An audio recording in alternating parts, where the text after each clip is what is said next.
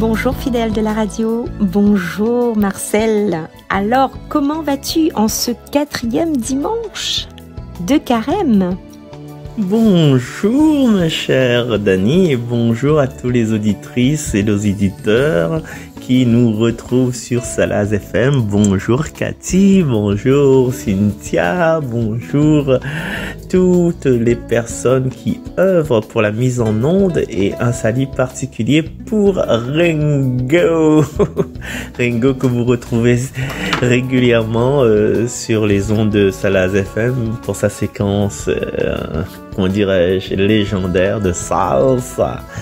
Eh bien, je vais très bien pour ce 4e dimanche de la joie, mais quelquefois c'est une joie intérieure. Et toi, j'espère aussi que tu vas bien, ma chère petite Dani. Oui, c'est bien, moi aussi, je vais bien, je suis dans la joie de retrouver nos chers auditeurs et auditrices.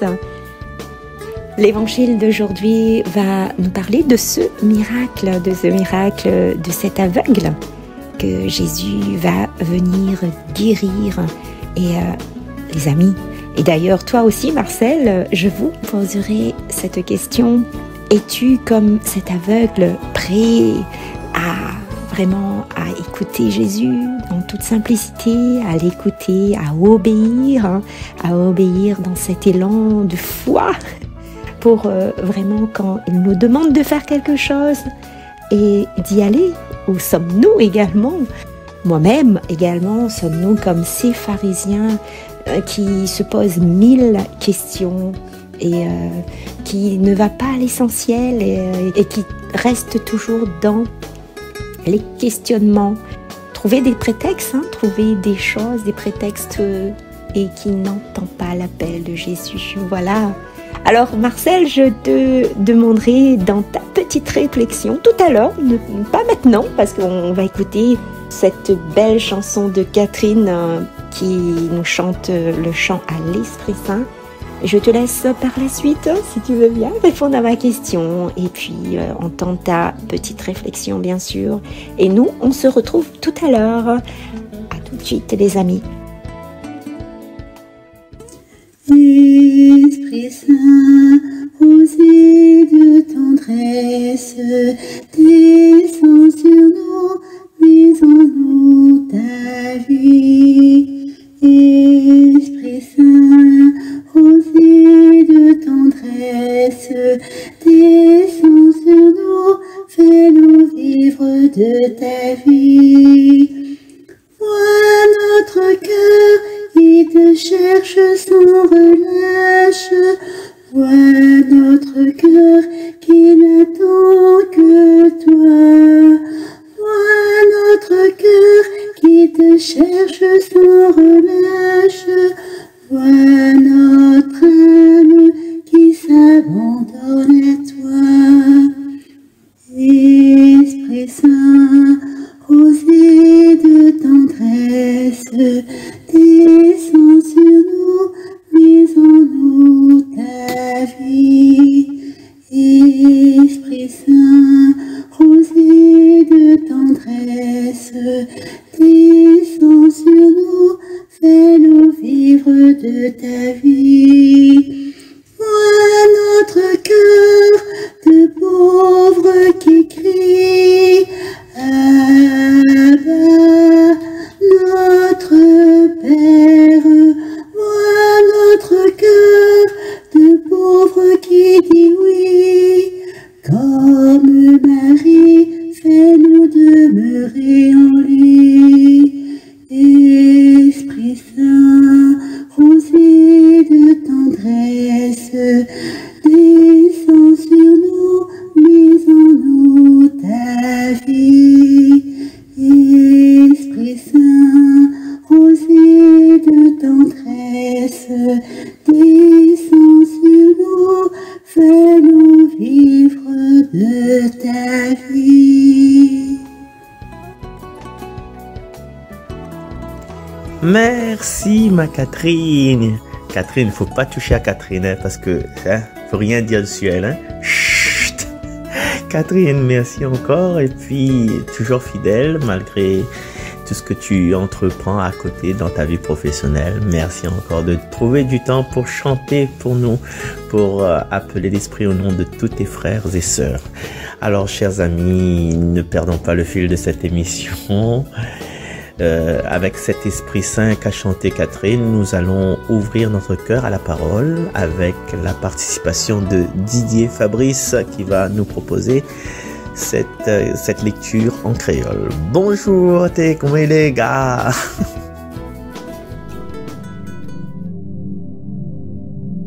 Adieu à toutes. Comment il est? C'est Fabrice avec Zad pour l'évangile en créole. J'espère que vous toutes les bien.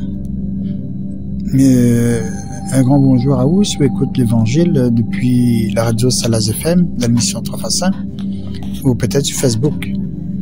Et bonjour également à toute l'équipe de Jésus est mon guide.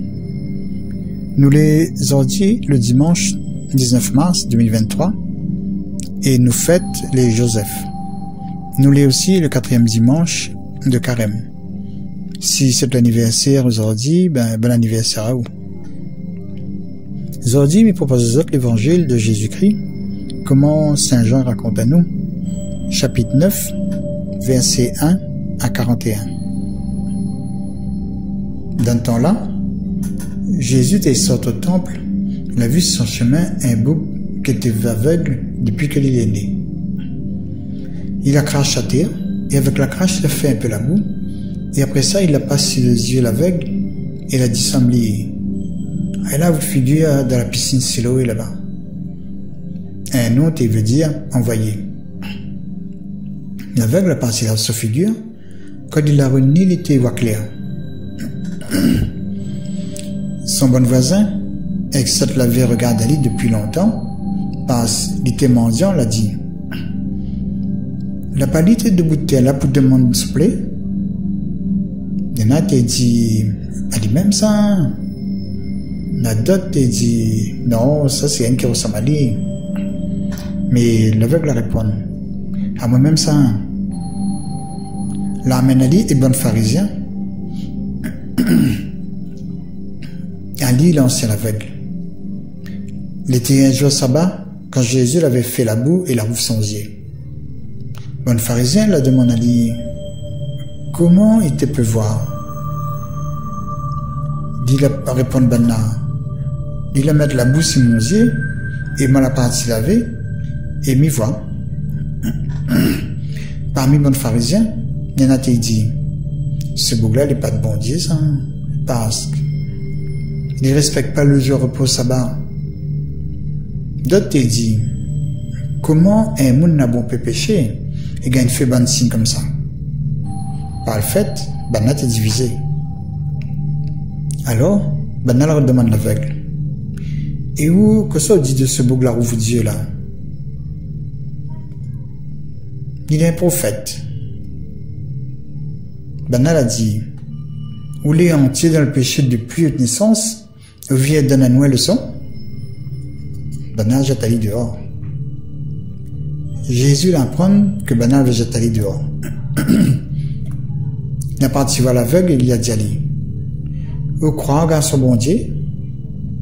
Et il a répondu, et qui c'est le Seigneur pour que me croie en lui? Jésus a dit, voilà. Et c'est lui qui a dit, il a dit, me crois Seigneur.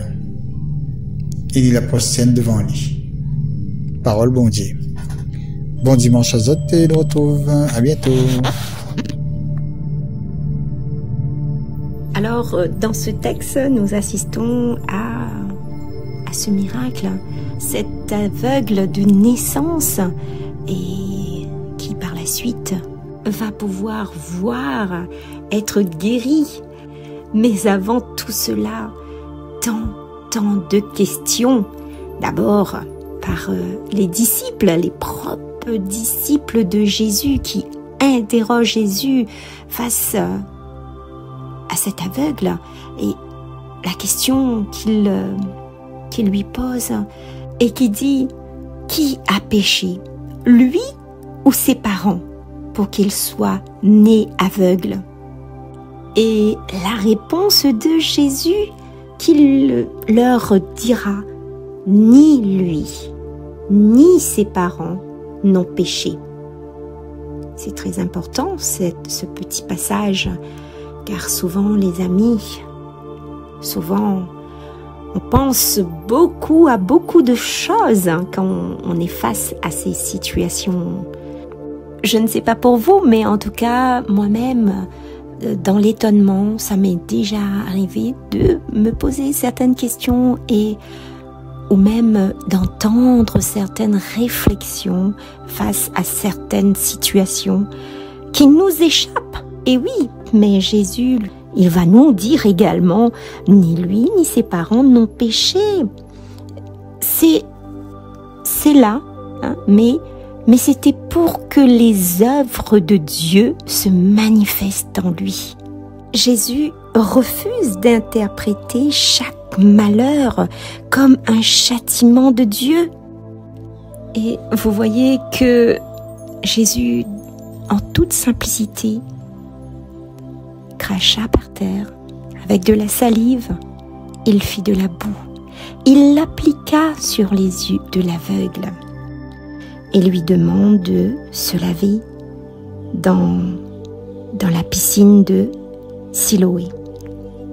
Alors les amis, étant aveugles depuis tant petit, cette personne voit en Jésus la porte de sortie, la porte qui conduit à la lumière et qui lui permettra de sortir de ce ténèbre qu'il habite depuis tant d'années. Alors les amis, là, à ce moment-là, je pense pas qu'il s'est posé la question quel jour on est, hein, quel jour on est, si c'était un jour particulier, oui, si c'était le jour du sabbat ou quoi. Non, je pense que à ce moment-là, la seule chose qui était vraiment important pour lui, c'est vraiment de voir, mais également de son acte. Il a fait confiance en Jésus et non seulement il voulait voir, mais il a cru en Jésus, il a cru en ses mots, il a cru en cet homme qui lui dit d'aller se laver dans la piscine. Et c'est bien de cet acte de foi, hein, qu'il gagne sa vue. C'est peut-être un geste simple qui l'a permis de voir. Et les amis, certaines personnes s'ouvrent, hein, à cette lumière. On peut voir, hein, dans le texte, tout au long de ce texte, et d'autres refusent de croire en ce messager de Dieu. Et ils restent aveugles dans leur façon d'être.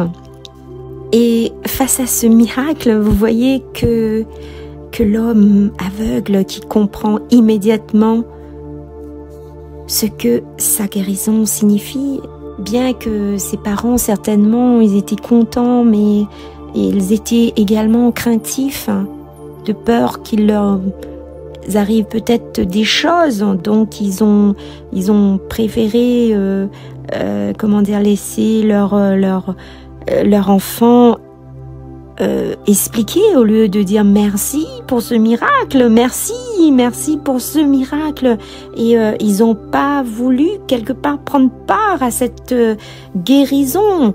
Je pense qu'ils étaient contents, mais avec la peur également.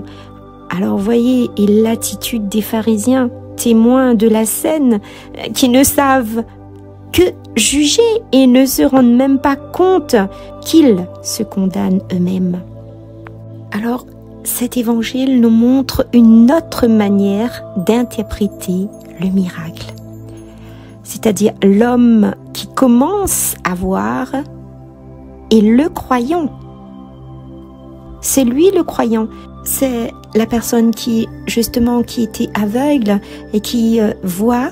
C'est par cette force, cette foi qu'il a eue en Jésus, c'est lui qui est le croyant. Les pharisiens défendent la loi ce qui n'est pas surprenant de la part de gens qui se sentent proches de la parole écrite et qui restent loin, plus loin de la misère humaine. Je vous laisse méditer cette phrase. Et les pharisiens, voyant l'œuvre de Dieu, mais se demandent, n'acceptent pas cette vérité, cette réalité, et va même à plusieurs reprises poser la question à l'aveugle pour avoir des réponses. Et au final, les pharisiens chassent l'aveugle parce que la foi en Jésus sépare nécessairement les croyants de ceux qui n'acceptent pas la manière d'agir de Dieu. Mais on sait tous que ces pharisiens n'avaient rien compris à l'amour de Dieu. Ils n'avaient rien compris. Malgré leur connaissance, il leur manquait quelque chose d'important. L'Esprit de Dieu. Et les amis, nous avons l'Esprit de Dieu, nous avons été plongés dans l'eau du baptême. Donc nous ne sommes plus dans ce ténèbre, nous sommes avec Jésus, nous sommes avec Dieu et nous sommes avec l'Esprit Saint. Alors en ce temps de carême, demandons à Dieu de continuer à ouvrir nos yeux sur notre vie, sur mon baptême. Qu'ai-je fait de mon baptême? À vos réflexions, les amis. Et je dirais, mais si on est dans cette interrogation aujourd'hui, dans ce temps de carême, demande à Seigneur Jésus, à Dieu d'enlever tout ce qui empêche encore de le voir, de le regarder dans ton cœur, dans ta vie, car le Christ Jésus, c'est la lumière, les amis. Alors, ayons foi en Jésus, car Jésus, Christ, c'est lui qui entraîne un discernement.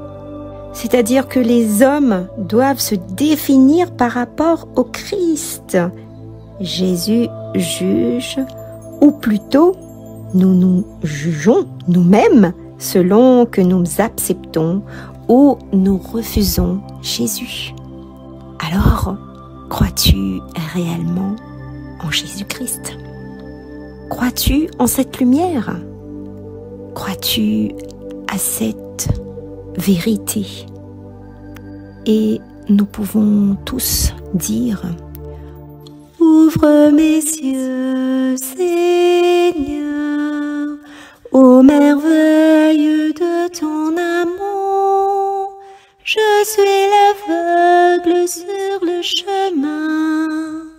Guéris-moi, je veux te voir. Ouvre mes yeux, Seigneur, aux merveilles de ton amour. Je suis l'aveugle sur le chemin. Guéris-moi, je veux te voir.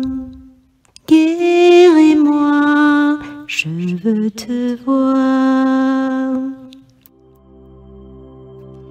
Voilà les amis, je vous laisse sur ces quelques notes avec Marcel. Au revoir, sainte journée à vous tous. Au revoir Dani, à très vite pour nous accompagner encore une fois et merci pour ce chant Ouvre mes yeux Seigneur. Je pense que le texte il est de Michel Skwarneck on dirait et cette musique là c'est la musique de Marcel Godard. Il y a aussi d'autres versions de ce beau texte, et puis on va pas dire, ne chante pas comme nous, ne chante pas comme Banama. Il y a un texte qui est habillé par plusieurs musiques. Et en parlant de texte et de musique, on parle de chant, et nous allons retrouver notre ami, la voix de Salazie, à savoir Clotilde Douaro, qui nous interprète ce beau cantique. Bonne écoute à chacun.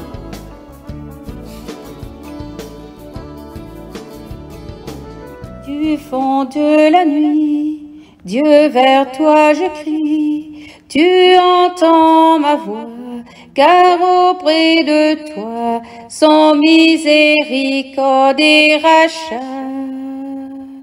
Ô mon Créateur, j'attends tout de toi, plus que le veilleur désire l'aurore, mon âme espère en ta parole. Je crie vers toi, sauve-moi, ô Seigneur, que mon chant s'élève des profondeurs. Béni sois-tu pour ta fidélité, ô Éternel, Dieu Sauveur Emmanuel. Seigneur mon abri et ma citadelle, ta grâce infinie pardonne et relève, sans toi qui pourrait subsister. Mon âme assoiffée soupire après toi, plus que le veilleur désire l'aurore, attends le Seigneur Israël. Je crie vers toi, sauve-moi, ô Seigneur, que mon chant s'élève des profondeurs. Béni sois-tu pour ta fidélité, ô Éternel, Dieu Sauveur Emmanuel. Mes yeux ont vu ton salut, ta lumière. J'étais perdu et tu m'as retrouvé. Mon cœur exulte, mon âme est en fête, ô Éternel, Dieu Sauveur Emmanuel, Dieu Sauveur Emmanuel.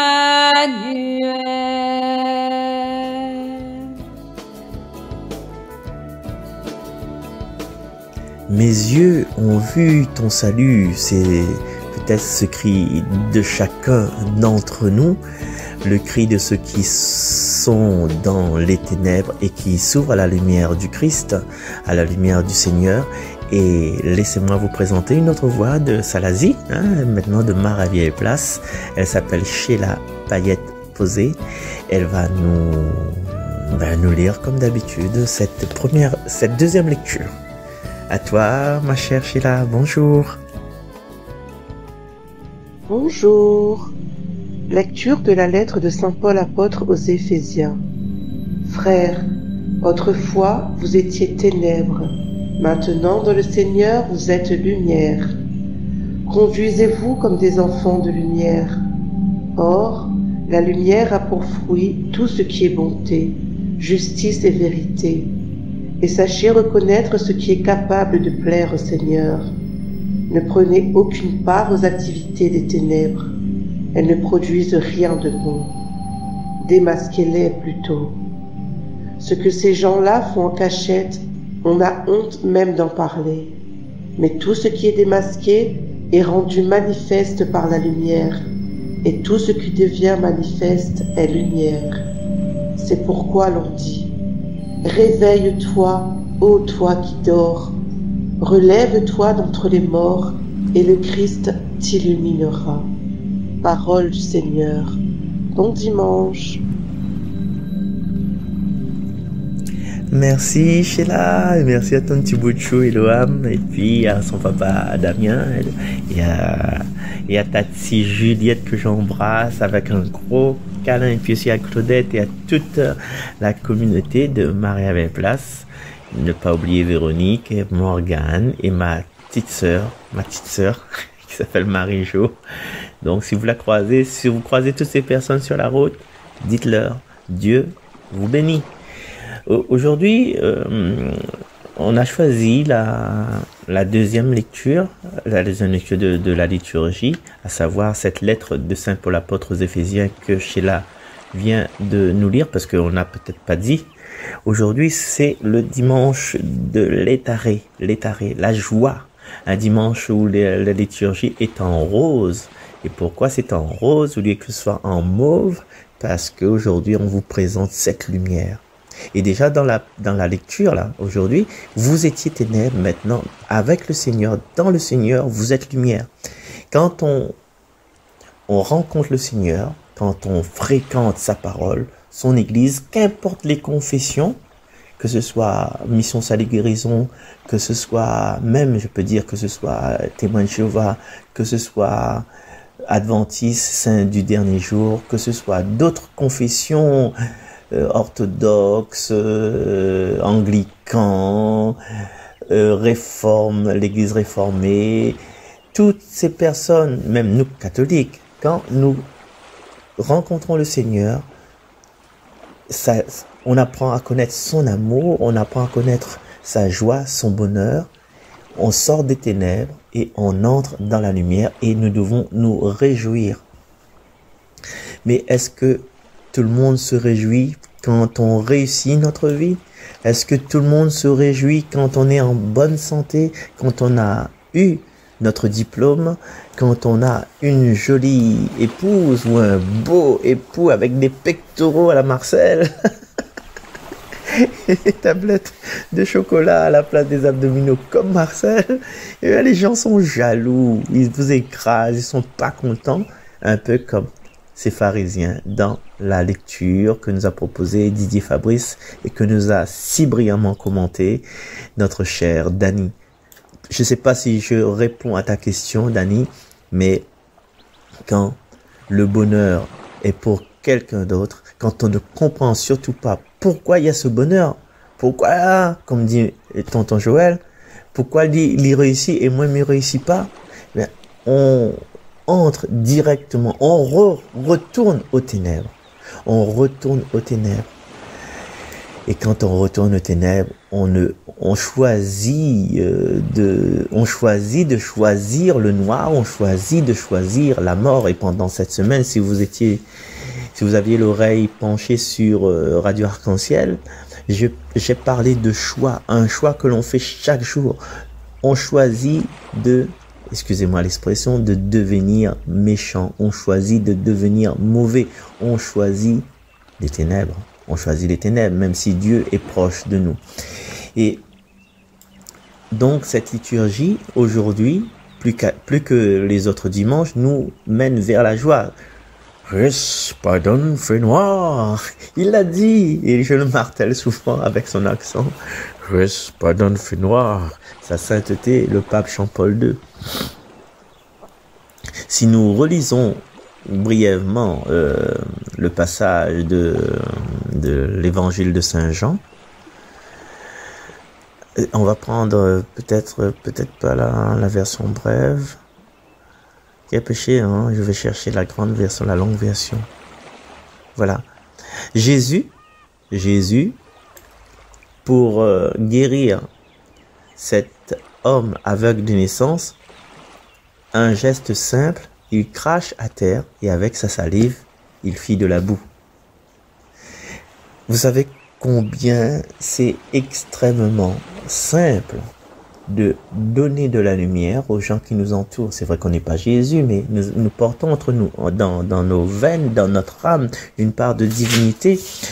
On parle pas justement de sauver quelqu'un aveugle de naissance, peut-être c'est hors de notre portée, mais nous pouvons éclairer quelqu'un qui est triste, nous pouvons féliciter quelqu'un qui a réussi, nous pouvons donner de la valeur aux personnes qui méritent cette valeur-là, qui sont à la recherche de cette valeur-là, mais malheureusement, dans notre société, une fois j'ai vu, histoire vraie, hein, je vous donne exactement, ça se passait devant Géant Score à l'époque, ça s'appelle encore comme ça, Géant Score de Saint-André. Il y a un monsieur qui arrive avec une voiture flambant neuve.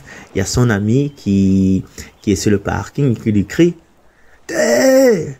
Alors je vais traduire après pour les noms créolophones. « T'es ! Où sont la tira? Zono, poste le tonnerre comme ça !»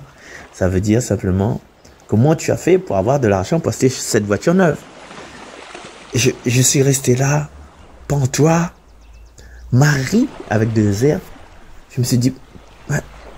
Moi-même, je me suis donné la réponse. Je me dis, ben, avant même, hein, parce qu'il a travaillé, parce qu'il a fait des efforts, parce que c'était son rêve, parce qu'il a fait des sacrifices, parce qu'il a mis de côté de l'argent peut-être. Et là, même en ayant cette voiture, il va encore faire des sacrifices pour pouvoir le payer jusqu'au bout. Comment ça se fait-il que les pharisiens, comme Daniel a bien dit, ils cherchent à tirer dans le coin, ils cherchent à trouver, à chercher les poux, trouver la petite bête. Voilà. Quand quelqu'un réussit autour de nous, nous devons partager sa joie. Nous devons être fiers de lui. Et généralement, quand quelqu'un, les élections par exemple, les élections, que ce soit les élections municipales, les élections présidentielles, c'est une grande joie le soir. Ouais, c'est super, on a voté pour lui. Et puis, entre le rêve, les intentions électorales et la réalité du terrain, il y a encore d'autres personnes qui tirent les ficelles. Mais ça, on ne voit pas. On ne voit pas. On pense que le maire, ou le président même, il a tout pouvoir, mais n'oublions pas le pouvoir législatif, législatif, l'exécutif, et puis le pouvoir des juges. Ce côté-là, le juge, il peut mettre le président en examen, il peut perquisitionner le palais présidentiel, et à partir de là, il est dans des problèmes qu'il n'a pas compris, qu'il n'a pas saisi. Et puis, que fait le peuple? Le peuple se révolte. Je parle pas pour la réforme, hein. Je parle pour les autres choses. T'es le meilleur, redis travail pour moi. Il y a une fois, il y avait, enfin, là je passe du coq à l'âne, il y a comment s'appelle ça? Un principal de collège. Il a reçu la visite d'un monsieur. Le monsieur dit, mais viens travail.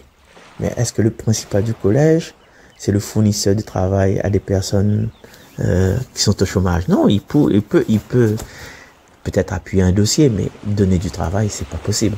Donc, revenons à nos moutons. Le bonheur de cet homme aveugle de naissance. Et ça se peut que les pharisiens connaissaient cet homme aveugle. Les pharisiens pensaient que, ah oui, il est foutu, il est aveugle de naissance et plus rien ne peut l'arriver. Plus rien ne peut l'arriver, il est aveugle de naissance, il est né comme ça, il a tout le poids de la malédiction. Et puis peut-être aujourd'hui, on pourrait dire, devait faire un voyage pour aller au Brésil, bien pour aller en Allemagne, pour trouver des grands spécialistes, pour pouvoir utiliser la technologie de pointe pour qu'il puisse retrouver sa vue. Mais qu'est-ce qu'un aveugle? Un aveugle, c'est un moins que rien, qui traîne, qui mendie, il n'a pas de valeur. Mais Jésus a trouvé la valeur en cet homme. Jésus a trouvé une valeur que nous, quelquefois, quand on considère notre frère, notre sœur, notre cousin, notre cousine, on ne voit pas cette valeur. Mais Jésus, lui, il a vu cette valeur. Jésus voit la valeur des personnes qui sont handicapées. Jésus voit la valeur des personnes qui sont blessées. Jésus voit la valeur des personnes qui sont insultées. Jésus voit la valeur des gens sur qui on crie des ladilafés, on crée des histoires. Jésus voit la valeur de ces gens-là. Et si cette personne-là brille dans la société, si cette personne-là réussit dans la société, cette personne est capable d'accomplir des merveilles dans la société, eh bien nous, un peu pharisiens, on n'est pas contents. Comment ça se fait que ce gars-là était alcoolique, il fumait du zamal et aujourd'hui il a une entreprise, il a 5-6 camions. Comment ça se fait? Jésus lui a parlé. Lui, il avait soif de réussir. Et aujourd'hui, il travaille, il embauche 4... Voilà, s'il a 5 camions, il embauche 5 chauffeurs. Et ces 5 chauffeurs ont une famille. Cette personne est à l'origine de la survie de... Allez, 5, on dit 4, 5 fois 4, 20 personnes. Et ces 20 personnes qui réussissent grâce au salaire de ce monsieur, ils vont à l'école et un jour, ils seront je sais pas, prêtres, ou ils seront médecins, ils seront avocats, ils seront directeurs de banque, ou bien ils seront ouvriers d'entretien. Cette personne qui, quand ta roue est percée, enlève le clou que tu as dans ta roue. Et s'il n'y avait pas cette personne-là, comment tu vas faire pour continuer ton voyage? Chaque personne a de la valeur. Et moi si je ne vois pas ta valeur à toi, si toi tu te sens blessé, tu te sens humilié, sache que le Seigneur connaît ta valeur. Hein? Goûte à nous. Et, et voyez-vous que le Seigneur, il fait pas des grandes choses. Il fait pas des examens oculaires avec des grosses machines. Non, il prend ce qu'il a sous la main. La boue et la salive. Deux trucs sales. Tellement sales. Est-ce que tu as déjà mangé de la boue? Est-ce que quelqu'un crache par terre? Toi, tu vas passer ta langue dessus? Hein, Dani? Tu vas passer ta langue dessus? Non, parce que ce qu'il nous semble sale aujourd'hui est un moyen de salut de cette personne. Voilà un petit peu, chers amis, notre attitude, enfin, une partie de notre attitude que nous devons voir. Le Seigneur part de la simplicité. Et la personne qui est aveugle de naissance, cette personne qui a été guérie, il n'est pas resté là devant le Seigneur. Il n'est pas resté là, même s'il a pris, frotté, appliqué la boue sur les yeux. Il a fallu que lui aussi, il fasse un effort. Et quel effort il va faire? Il va se laver à la piscine de l'envoyer. Simplement. Le Seigneur ne demande pas des choses extraordinaires. Le Seigneur nous demande de l'écouter. Et quelquefois, quand le Seigneur nous envoie dans des missions pas possibles, dit, ah non, mais il n'a pas fait ça. Moi, lecture, jamais non, ma gorge gratte. J'ai mal à la gorge, j'ai la grippe aujourd'hui. Tous les jours, tu n'as pas la grippe pour parler de mal de tes voisins, de tes voisines, pour parler mal de tes amis, de tes enfants, pour parler mal de ton conjoint, de ta conjointe. Tous les jours, tu cries, tu téléphones à la radio. Pas notre radio, bien sûr. L'autre radio. Pour donner des coups de gueule. Pour rabaisser les autres. Et tous les jours, tu cries avec ton voisin de ne pas... Tu cries avec le voisin à cause de l'autre voisin de l'autre côté. Ça, c'est bizarre, ça. On habite au milieu, il y a un voisin qui nous embête, le voisin de droite. Eh bien, on va se plaindre avec le voisin de gauche. Tu as vu ce qu'il a fait? Tu as vu On va parler au voisin de droite. Et ça, tu es capable de le faire, mais pour lire un texte qui était déjà écrit, la parole du Seigneur. Tu as mal à la gorge? Allons nous laver, chers amis. C'est simple.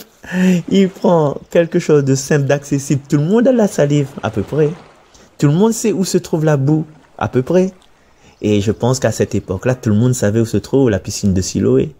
Même l'aveugle, avec la boue sur les yeux, avec ses ornières, il est parti à la piscine de Siloé. Là, les Écritures ne disent pas s'il était accompagné ou pas. Mais ce qui est sûr, c'est que il est parti, il se lava et il revint. Les verbes sont au passé simple. L'aveugle y alla donc, parce que le Seigneur l'a envoyé, il se lava. Quand il revint, donc il est revenu, il voyait. Simple, efficace, mais seulement il apprend la peine de revenir pour voir qui l'a sauvé.